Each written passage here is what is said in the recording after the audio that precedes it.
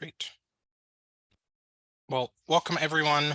Again, I am Tony Westbrook. I am the Director of Jewish Service Learning for Repair the World, and I'm so excited to be here with you all tonight, virtually, to share about my most recent experience in Rwanda.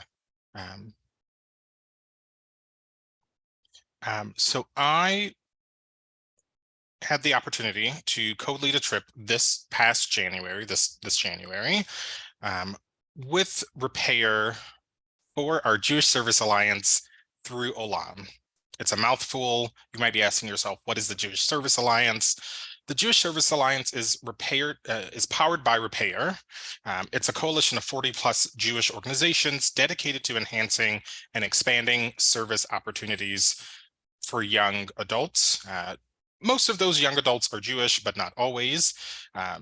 In 2020, it really sort of came at a time where folks needed to consolidate resources, or we found that we were all doing various and different service projects or meeting immediate needs. I don't have to recall the early days of the pandemic or those 18 months that were super intense afterwards. But from that moment, Repair realized something, and that we needed to have this hub to connect all of those different service partners and entities so that we could, whenever there was another issue that arose, we would be able to share resources, be able to communicate with each other better. And so that group, or this umbrella group, of that group, we took 5 wonderful organizations with us. We had Hillel International, the Foundation for Jewish Camp, the Bronfman Fellowship, Moishe House, Jewish Federation of Greater Atlanta, and Northwestern Hillel. I'm going to drop into the chat now a link so you can see more about the participants.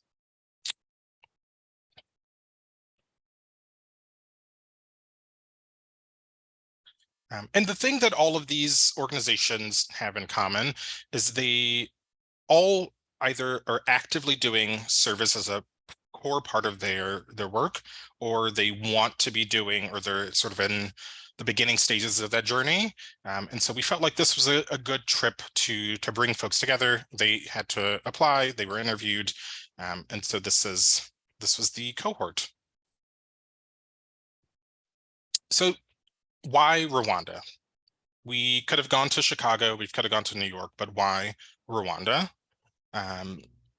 Here, as you can see on the slide, Rwanda is an example of how a country can rise from the ashes of genocide to be a model for social development globally.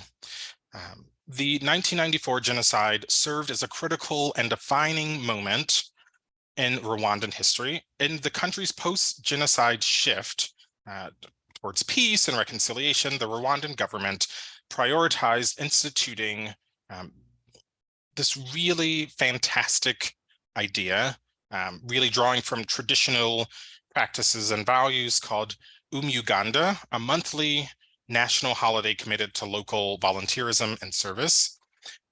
Over the past several decades, Rwanda has become an incubator for local changemakers, some of whom have successfully mobilized their volunteers in their work. It's also attracted interest among Jewish nonprofits and philanthropists motivated by a shared experience of genocide. Today, Rwanda is home to numerous Olam partners, and Olam is the other organization who really crafted this experience, and Repair co-led with them. Serving a broad range of populations in partnership with local communities, and providing excellent case studies of potential models for Jewish engagement in global service and international development. And so together, these elements make Rwanda an ideal location to consider our responsibility as individuals, as a community, to the people across the globe. It's beautiful, rolling green hills, it's temperate climate, the rich culture also offered such a beautiful setting for our group on this trip. And so here in this picture, you'll excuse me for sort of looking here and there, because the screen's over here. On the slide here, you can see this is us outside of a wonderful organization called Mind Leaps that I'll talk about a little bit later, but this is an entire group. And it doesn't look like it, but moments before, we were just learning traditional Rwandan dances. And what you can't tell is that we are all incredibly tired and exhausted from learning those dances.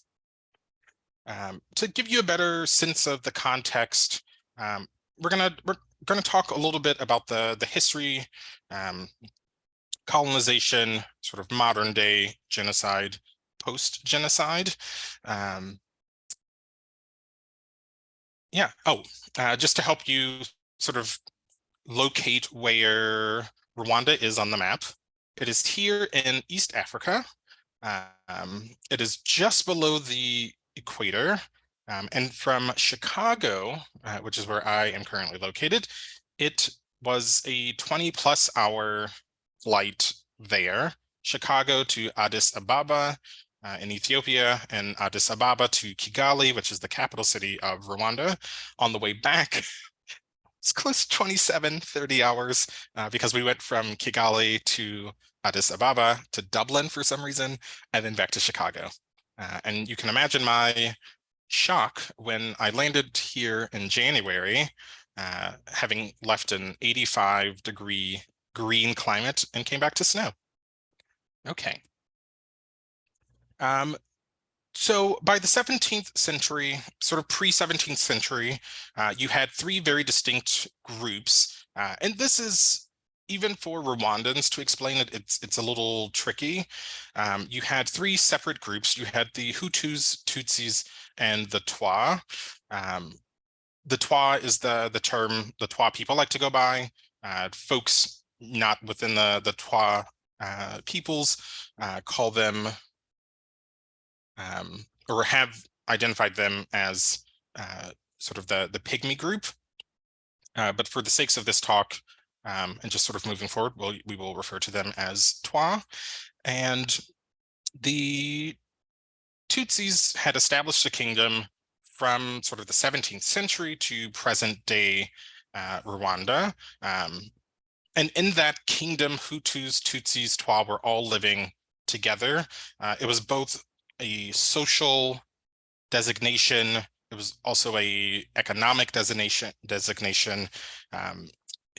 In terms of how we might think of it as sort of race or an ethnic group, all of those were sort of very intertwined because you could be a Twa and marry a Tutsi, or you could be a Hutu and marry a Tutsi, or if you were Hutu and had acquired a number of cattle, you were then moved into a Tutsi class.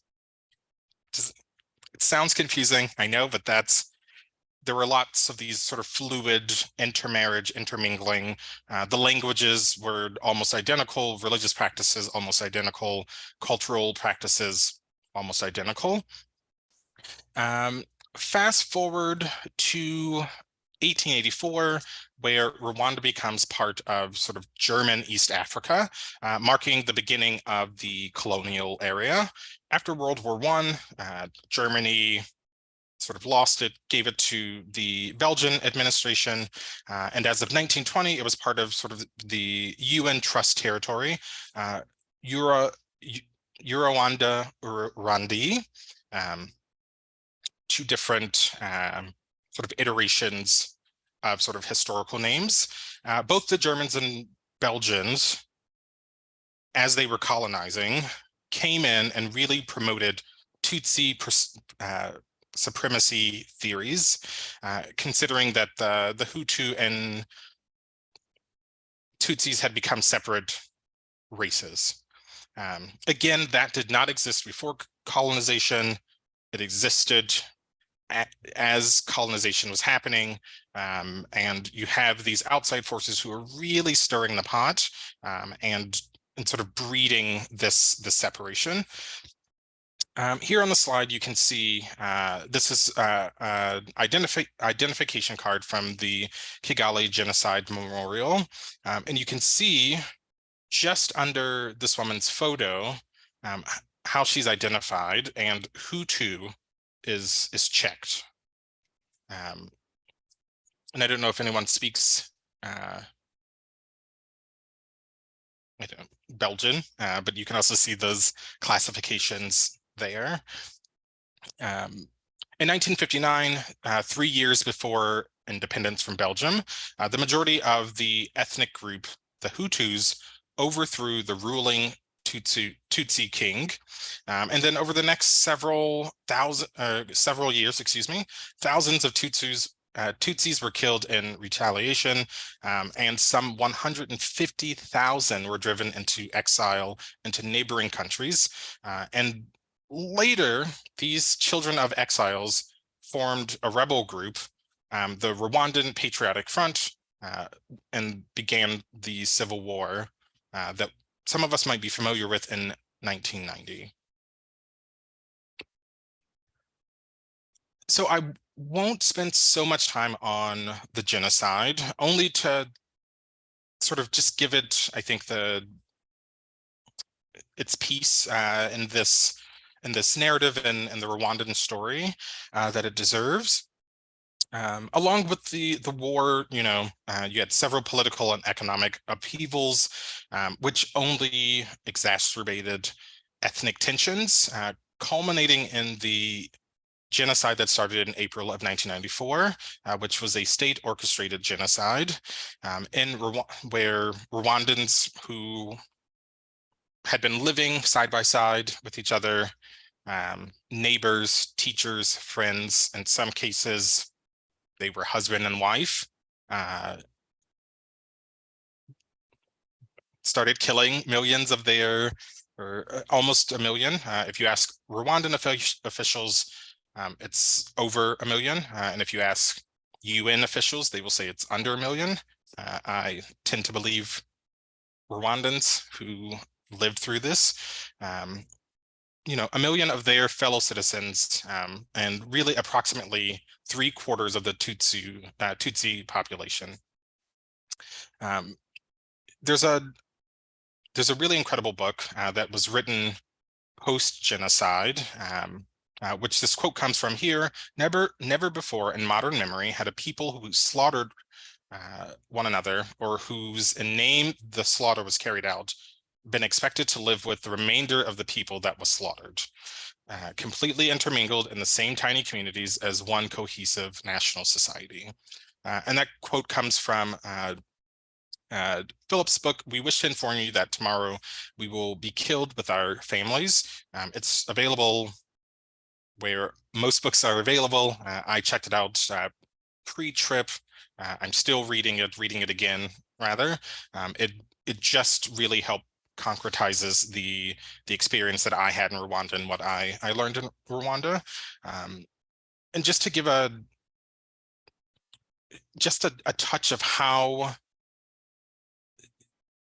ridiculous, how crazy, how unimaginable this was. You see here a piece of a letter from a Tutsi Seventh-day Adventist pastor to their colleague, another pastor who was Hutu. This individual had fled with their congregation to the Seventh Adventist church in the area, hoping that the church would offer some protection. And the folks who were stationed outside, who were tasked with guarding them, left, came back with militias, with government officials, with their neighbors to kill them. And so this is a letter to that pastor, and it reads, Our dear leader, Pastor Elizefan, how are you? We wish to be strong in all these problems we are facing. We wish to inform you that tomorrow we will be killed with our families. We therefore request you intervene on our behalf and talk with the mayor. We believe that with the help of God who entrusted you the leadership of this flock, which is going to be destroyed, your intervention will be highly appreciated, the same way as the Jews were saved by Esther.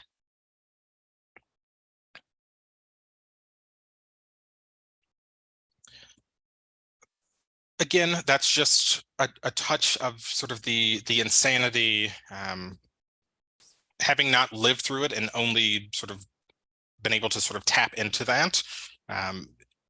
It's inconceivable. and yet it happened.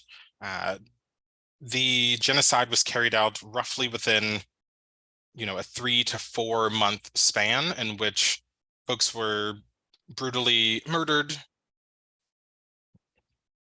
And I, again, won't go into details to that. After the Rwandan Patriotic Front, which came in, they were sort of all exiles, children of exiles, Tutsis who sort of came back to fight the Hutus.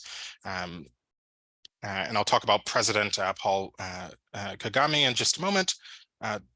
Really put an end to the genocide, sort of re-liberated the country. Approximately 2 million Hutu refugees, fearing Tutsi retribution, fled to neighboring countries. Since then, since 1994, 1995, most of the refugees have returned to Rwanda, but several thousand remain in neighboring Democratic Republic of Congo. Rwanda held its first local elections in 1999, and the first post-genocide presidential and legislative elections in 2003. And in 2009, Rwanda staged a joint military operation with the Congolese army in the Democratic Republic of Congo to find out, to expose sort of these Hutu extremists that were there and sort of causing issues in the Congo. And as a result, the Congo and Rwanda restored diplomatic relations. And in 2009, Rwanda joined the British Commonwealth. So while I was there, we were told explicitly, and I would love questions about this, we were told explicitly not to talk about the president in unfavorable terms. He is the fourth and current president of Rwanda, having taken office in 2000 when his predecessor resigned. Previously, he commanded the Tutsi-led rebel force that ended the genocide, and he won presidential election again in 2017 after changing the constitution in 2016, which gave him the ability to run in, the constitution was changed in 2016, giving him the ability to run for a third term in 2017. When I spoke with many of the young adults there, roughly in their early 20s, late 20s, they were the individuals who marched in the street who protested to change the Constitution. He is described as both impressive and among some of the most repressive leaders in Africa. He has this really famous quote where he says, "We cannot turn back, we cannot turn the clock back, nor can we undo the harm caused, but we have the power to determine the future to ensure what happened never happens again." And that's part of, I think, his allure, his power. He brought stability to the country in a way that it didn't really exist in colonial Rwanda. And I think many of the folks are challenged by the thought of, we've had this figure, we've had this liberator sort of helping us rebuild for the last 29 years. It'll be 29 years this year. What happens when he is no longer there? Which is a question I asked. Got lots of very interesting answers. Some really important things to note. Since he came on as president, there's been a 2/3 drop in infant mortality. Universal primary school enrollment, paid for.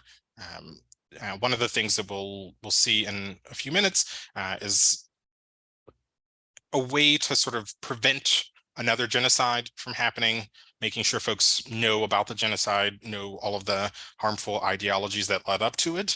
One of the ways of sort of fixing that was making sure everyone was enrolled in school. And I'll talk a little bit about sort of that curriculum. The life expectancy increased dramatically, which should not come as a surprise. And then you had a drastic decrease in deaths by malaria. And having taken what felt like thousands of malaria pills while I was there, it's one of the things I asked about. Didn't actually see so many mosquitoes, so that was really interesting. And there are really rare cases of violence. Kigali is known as being like one of the safest countries in all of the African continent. Okay, so we've had colonization. It comes and it screws up lots of things. It just stirs the pot. We have the genocide. We have sort of post-genocidal Rwanda. And we've entered this era of relative peace, reconciliation, and really the point at which Rwandan society said, how do we move forward? They were really faced with two choices. How do we move forward, or do we remain here in the shambles, in our despair, knowing that a chunk of our population is totally gone. The other, third of the population has fled the country. Little infrastructure existed. And so with the help of the president and lots of, I think, just sort of digging in the ground for what was already there. It's one of the things that I saw time and time again when we talked to various Rwandans and local change makers. This idea of homegrown solutions. So whenever you're talking about peace, you have conversations about security, you have conversations about stability. Again, the current president and all of the folks that are working in the government work really hard to make that a reality. And it's not sort of this top down, we tell you to do this, you do this. But it's a very interesting partnership between government and local people. There is a full ban on genocidal ideology and this promotion of one Rwanda. So as I mentioned before, the three different groups, the Twa, Hutus, and Tutsi. If you go to Rwanda tomorrow and I don't think you're legally allowed to ask folks if they're Hutu, Tutsi, or Twa.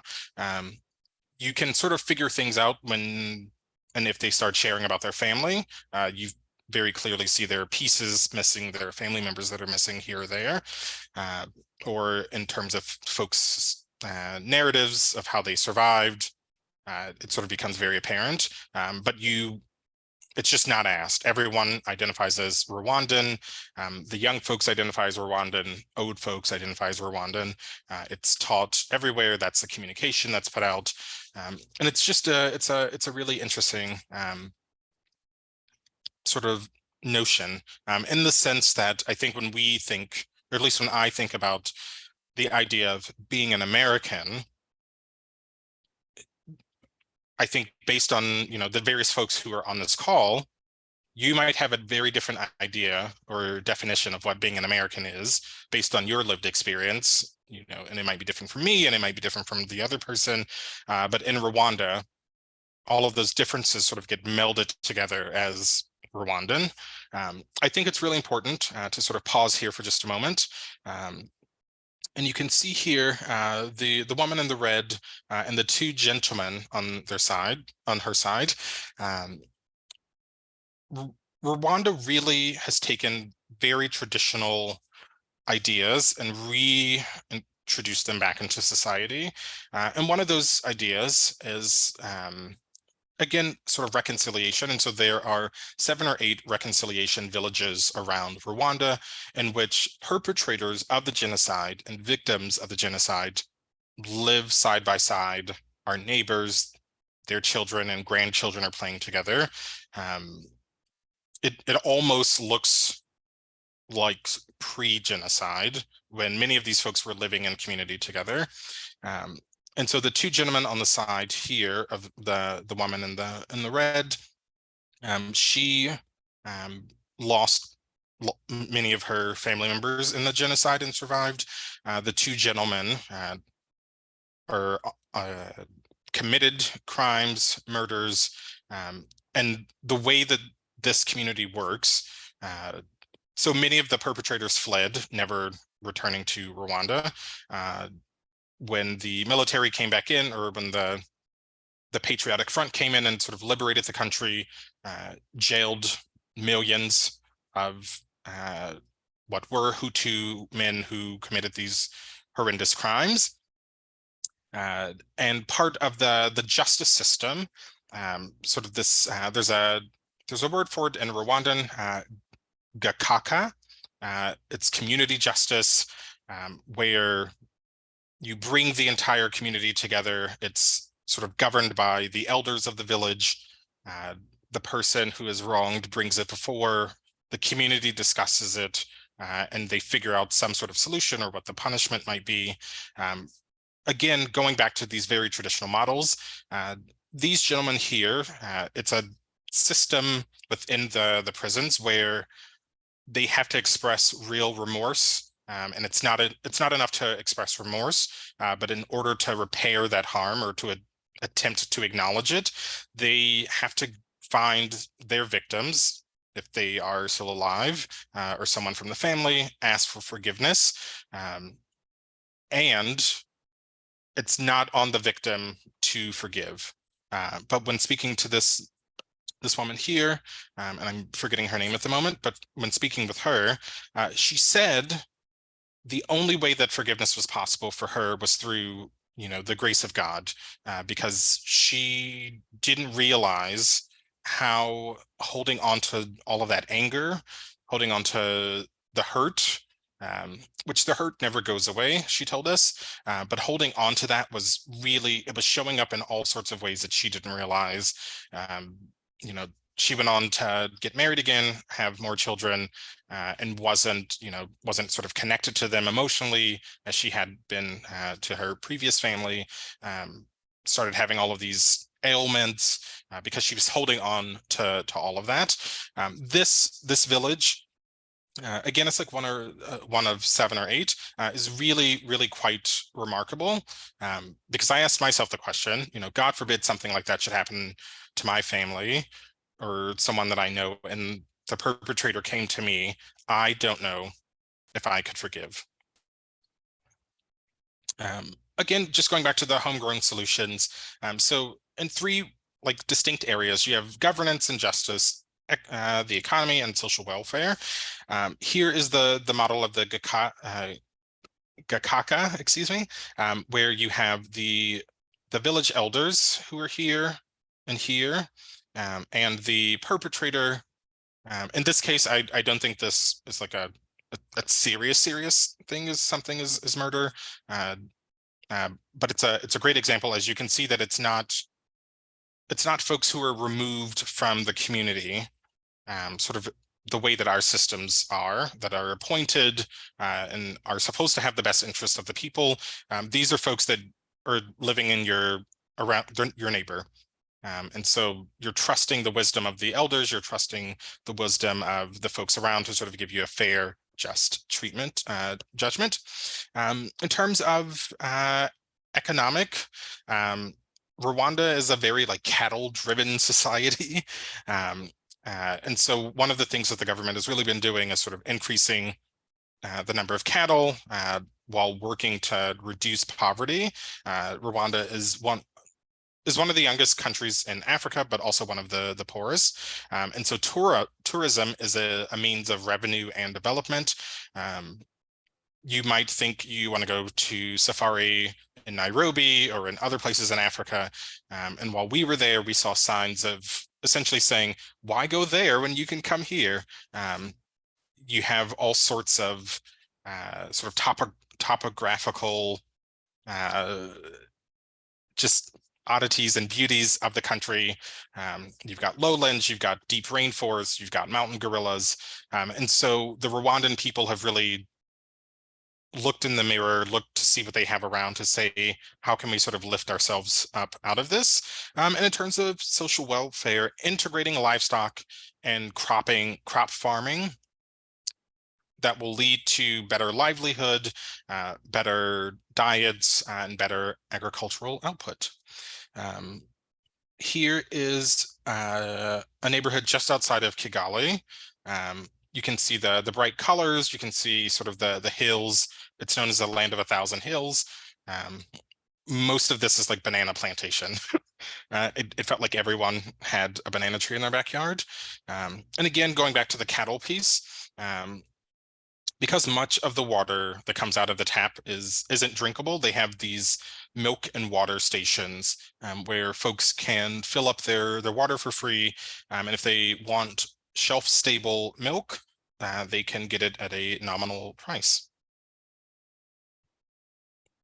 So we had the opportunity again to meet with lots of change makers in Rwanda. And one of the big things that I noticed, and I think our group really took notice, they weren't just sort of addressing the effects of poverty. They weren't just, addressing the effects of teen pregnancy. They were really going back to what's at the root cause of this and how can we change this. And so the picture that I showed you at the very beginning of us outside of Mind Leaps, here's that picture again where we are all dancing. Mind Leaps is an organization that gets young people off the streets. They're either on the streets because they're orphans or their families can't afford to send them to school, past primary school. And so this organization works with them to really build them up, to refine any sort of deficiencies in terms of learning skills. Excuse me. They really work on self-esteem, on livelihoods, and self-efficacy. Here we were at Gardens for Hope. Again, nutrition. You would think in a place that is as lush, wouldn't have issues with nutrition, but it's actually one of the results of colonization. The Belgians forced agriculture programs that benefited the Belgians. It didn't benefit the local people, so they were growing things that they had never eaten before to meet these export quotas. It depleted the soil and you get less nutrient-rich food. And so this organization works with the local folks to get them to see and learn, oh, you're already growing greens. Don't just give them to your cattle.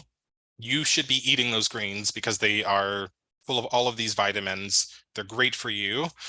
And really just helping people sort of just expand their knowledge and really empower them. And here are three sort of local individuals who are just doing all sorts of really fantastic things. But two things I really want to spend some time on. So women's empowerment. Rwanda has the highest number of women in parliament in the world, which is 61% of their parliament is held by women. And when we were there, we went to this women's empowerment facility that was here, that was started by a group of 18 mothers who just wanted better for themselves and better for those in their community. They bought a sewing machine and then bought more sewing machines, learned how to sew, and each person has sort of gone off to start their own sewing business. And so the center has really transformed from let's teach you how to sew so that you have a skill that you can, produce things for your family and make an income and a living that way, but really teaching them skills, business skills, entrepreneurial skills, and empowering them along the way. Rwanda is a very traditional society, was a very traditional, still sort of is, where men were expected to go out, do all the work, bring in all of the income and support the family that way. And since the genocide, it's really shifted. Here on the far right is a picture of some of those crafts, really beautiful dresses.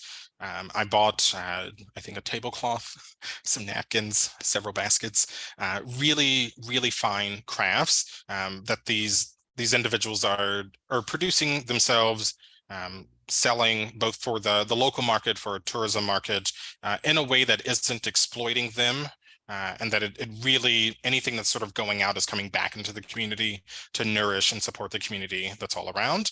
And one of our final stops of the trip was this organization that empowers women through storytelling.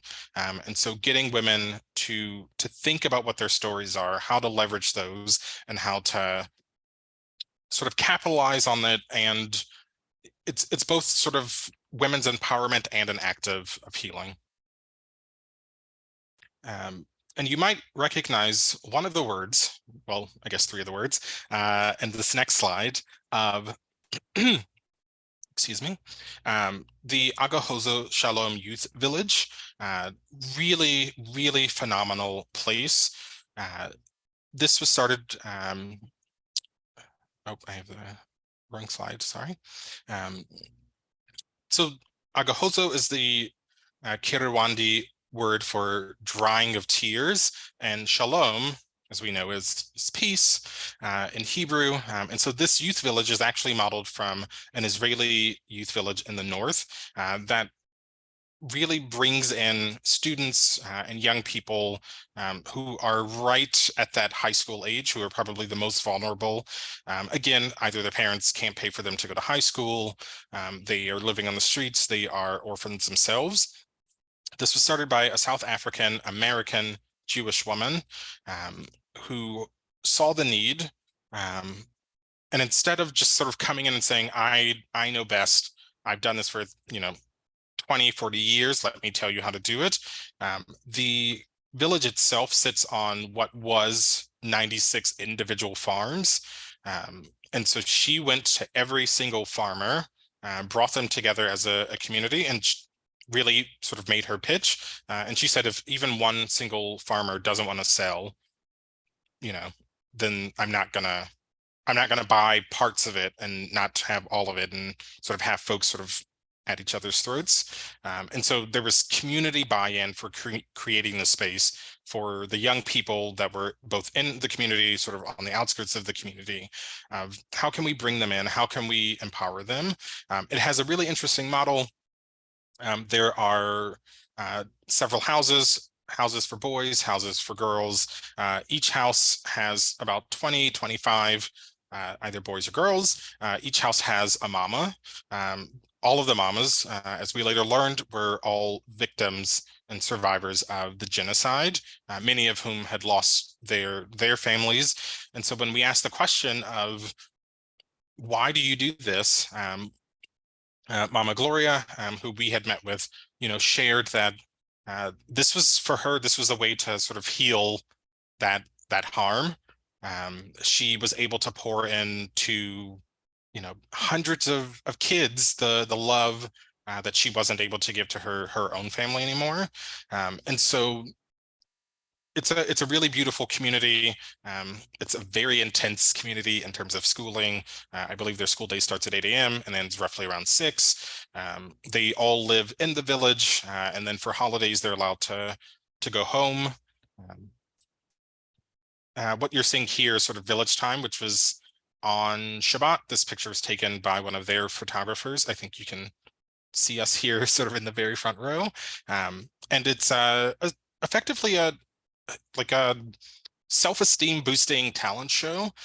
There were lots of folks who were coming on the stage singing, showing dance moves. And it's not a talent show in the sense that you or I might think of a talent show, but it really is the community pouring love into these kids, pouring love into each other.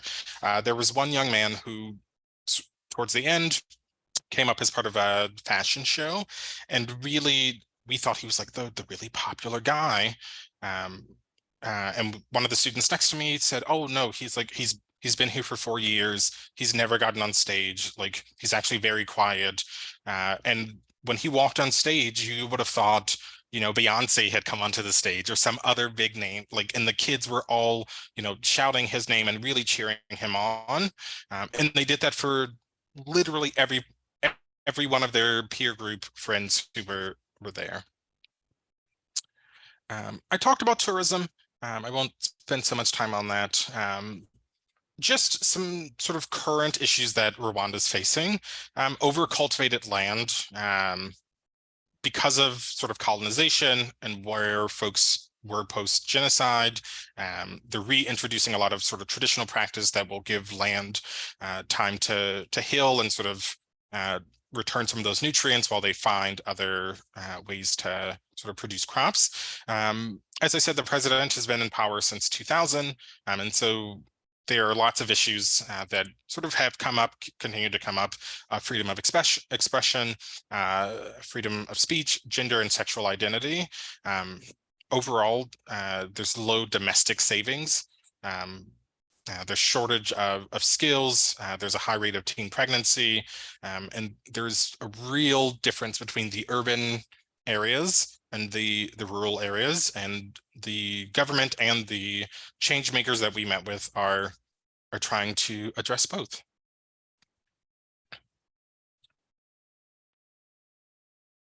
Oh, sorry. One more slide.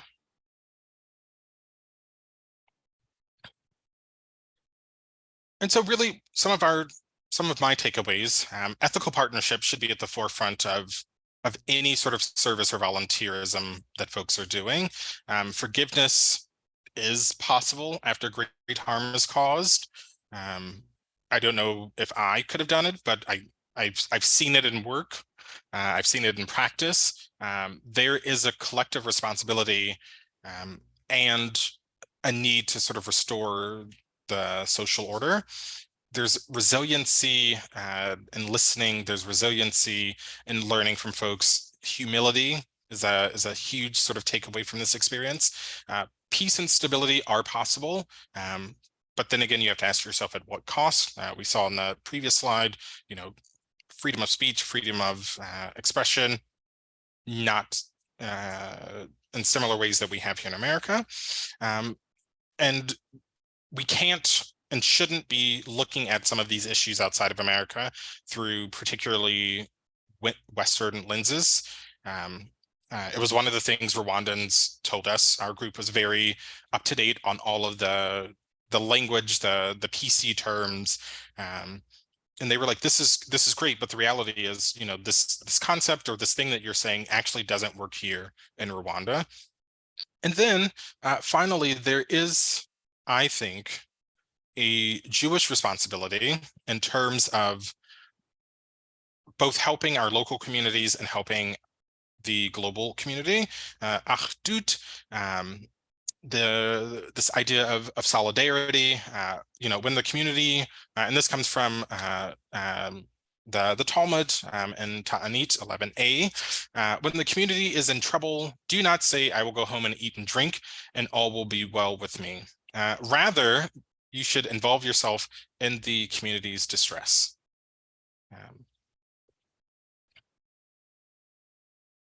And so I would love to open it up to some questions. If folks have questions, feel free to unmute. I'd love to see your faces. I know it is sort of dinner time for some folks, and so you might be eating. That's okay. However you're showing up is okay.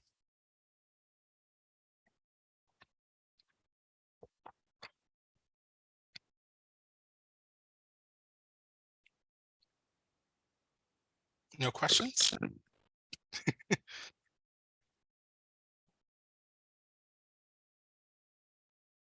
I do want to show you this shot. Here's a really beautiful shot of the youth village that we were standing on, or we were in.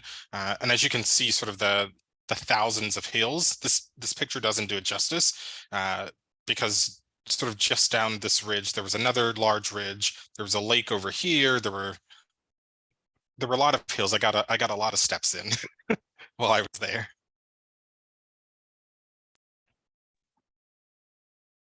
It looks like Susan had a question. Yes, Susan, go ahead. Oh, no way.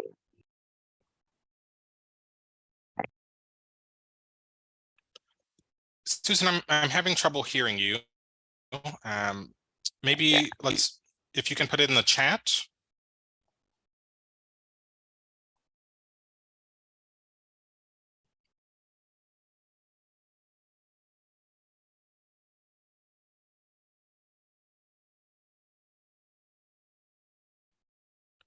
Yeah, you've unmuted yourself, but for some reason we're having trouble hearing what you're saying.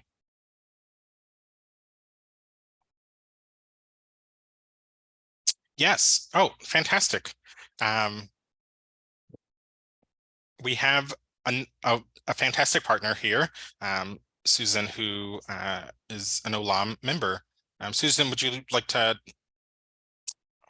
Oh, I'm sorry you're having some sound issues. I'd love for you to like share a word or two about OLAM.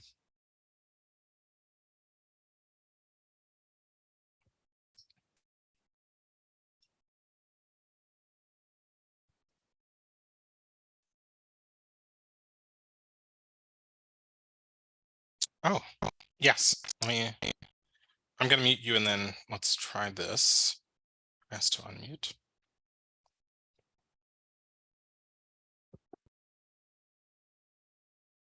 No, sorry.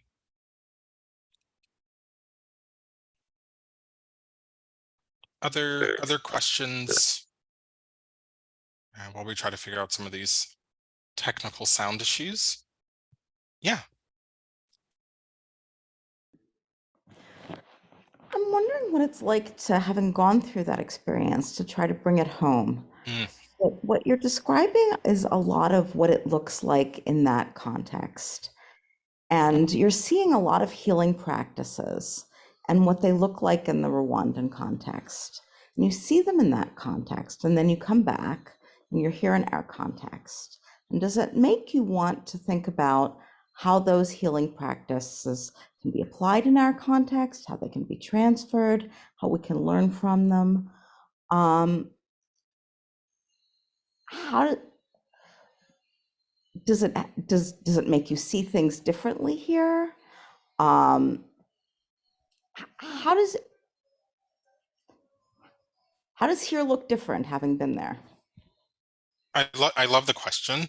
Um, I would say the biggest difference that I see in terms of I think Rwandan society and American society, because I think that's really where it starts.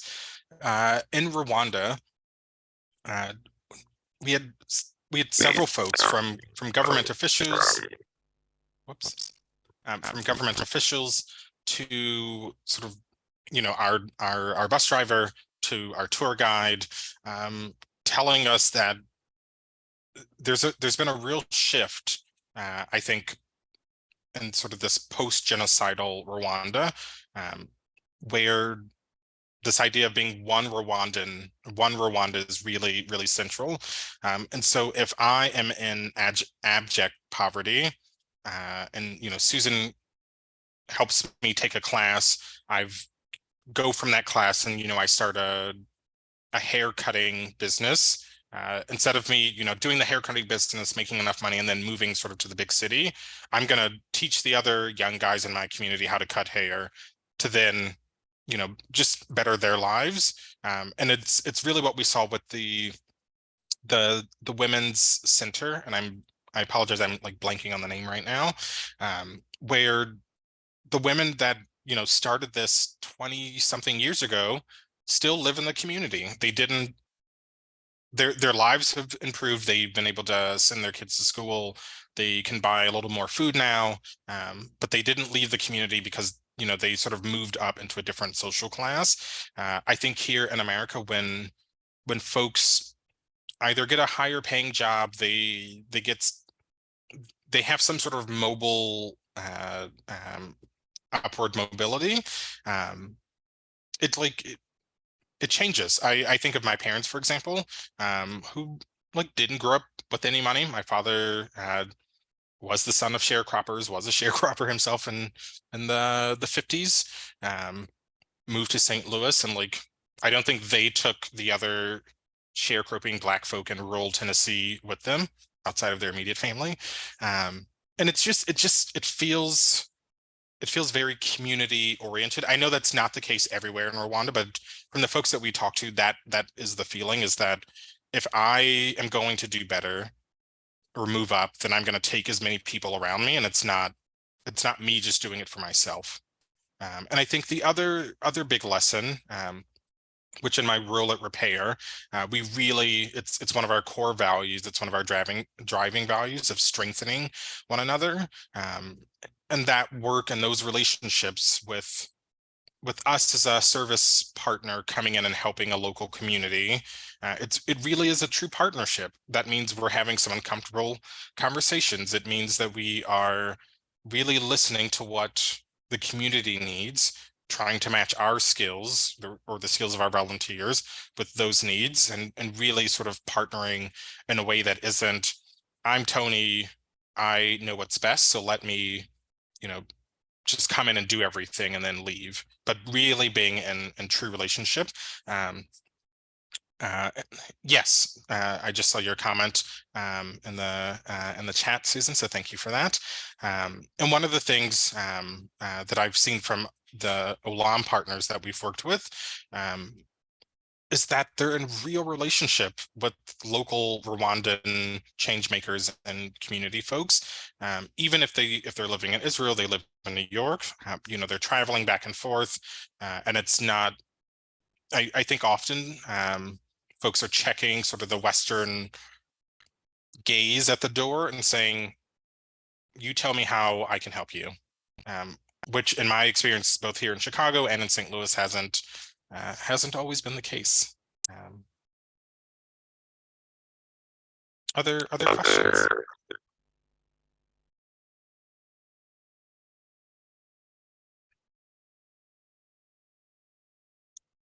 Craig or Brianna, Natalie, Shira, Eliza, Anne.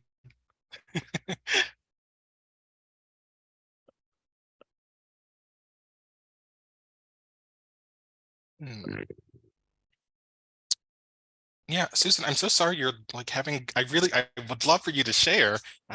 This was not planned. I did not know Susan was an OLAM partner. We're just having some technical difficulties, unfortunately. While I have just a few more moments of your time, I will sort of, what I want folks to leave thinking about, which screen is showing. So most of the folks here are in Chicago. I know some folks are sort of elsewhere. I want you to think about how you can get involved in service in your local communities. Again, it's a real partnership, and Chicago is not lacking for its issues, and so there are folks working in those issue areas. And so just to give you a sense of, what who Repair is here in Chicago, what we're doing. I serve on the national team, again, as Director of Jewish Service Learning. Hannah Chevron, and we just got a new person, Alana Pond. Hannah Chevron and Alana are our powerhouse team here in Chicago on the ground that are working with service partners, doing episodic programming, really doing really fantastic work. And I would say changing lives. I don't know if they would say that, but I think they're changing lives. We have Lexi Silver, we have Sarah Court, and Laura Koenig, who are all doing various things, but are also here in Chicago that are available to speak to you about some of the different programs that we do. So I know we're over time. Susan, do you want to try one more time? No. No, sorry. We heard a little bit of a word. Hmm.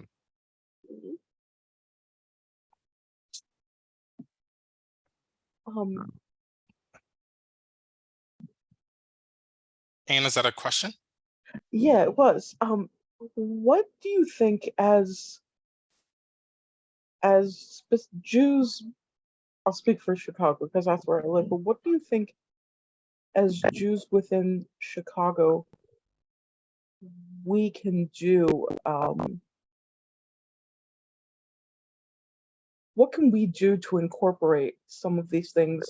Specifically, like what you mentioned, the real focus on building up the community. But what do you think that we can do as Jews in Chicago to kind of integrate some of these things that you saw, some of these ideas that you came back with? Yeah. I love that question. It's part of the work that Hannah really does. But just like wearing my repair hat for the moment, and not being one of the programming folks on the ground here, I think there's a few different ways.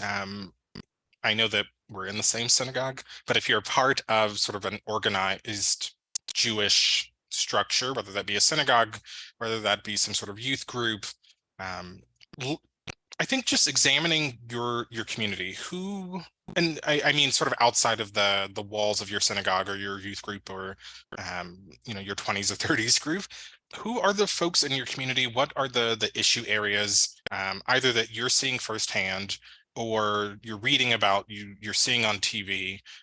What are those issue areas? And then figuring out who the folks in the community are that are working on them already, because I can guarantee you, and I don't mean this to sound crass, but like homelessness is not a new phenomenon. It certainly isn't here in Chicago. And so looking at maybe it's some other faith-based organizations that are doing work to work with individuals who are experiencing homelessness, or maybe it's Anshe Shalom doesn't have maybe a sort of social action group, but maybe another community entity does, and just like going over there to sort of pick their brains, see what they're doing, seeing what they're involved in. For my short time here in the community, both in Chicago and Anshe Shalom, I've been doing what I call coffee dates, coffee conversations with folks. Natalie and Brianna on the call will know that language because they are former WashU students, and I know them very well. Shout out to WashU. Of like just getting out into the community and just knowing, yes, coffee chats, we changed the name. Getting to know who the players are, who's doing work, and going from there. And again, just like being in a real relationship, asking what the community needs, asking, how can I best support, doing a self-assessment of what are the skills that I was going to say I, Tony, bring to the table, and how can those skills match with what the ask is from the organization, and hopefully you are finding some sort of happy medium there. Again, Hannah is a really great person.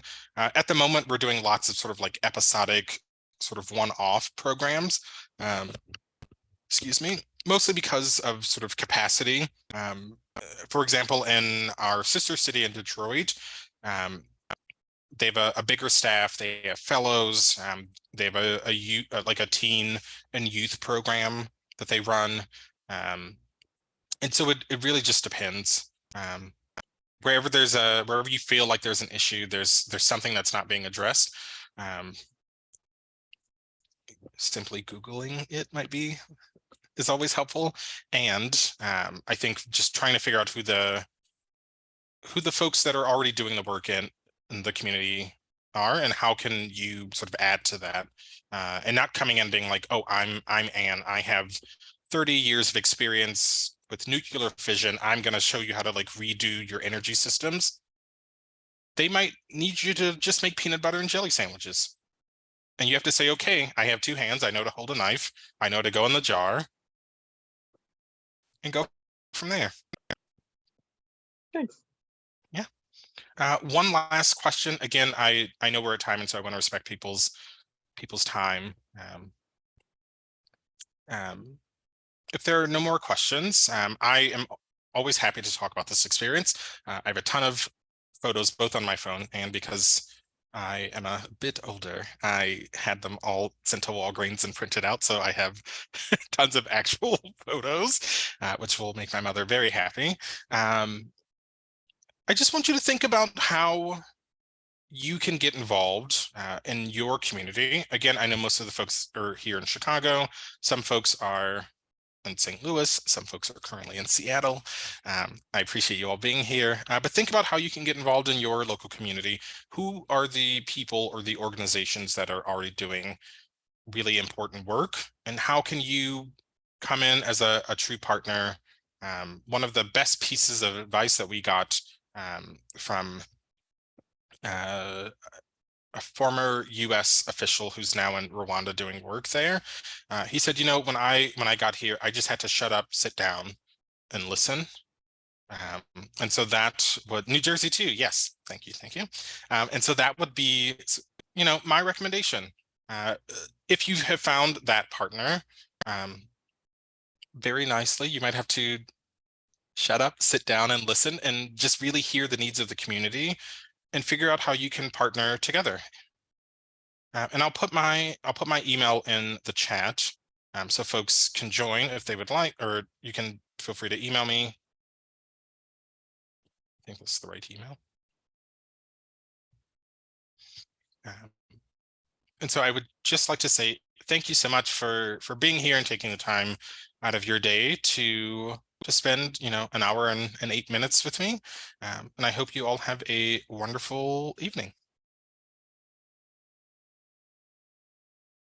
Thank you, everyone.